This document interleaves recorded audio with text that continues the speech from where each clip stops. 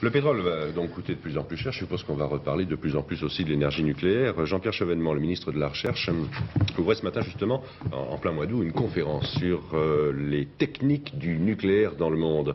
Et il en a profité d'ailleurs pendant une pause d'une heure à peu près pour rencontrer l'envoyé spécial du président Ronald Reagan, M. Ben Bush. Une réunion technique et non politique, une réunion technologique même. On y a beaucoup parlé fiabilité et sécurité. M. Jean-Pierre Chevènement s'en est expliqué. Ou contre, la vérité est de savoir dans quelle proportion il faut que l'énergie nucléaire entre dans la composition du bilan énergétique. Et c'est une réponse évolutive, il faut être sérieux dans ce domaine, il faut savoir ce que nous pouvons faire et ce que nous ne pouvons pas ne pas faire. Et je crois que nous ne pouvons pas nous passer du nucléaire. On peut développer d'autres formes d'énergie, à condition de savoir que cela prend toujours du temps pour qu'une forme d'énergie nouvelle arrive à maturité.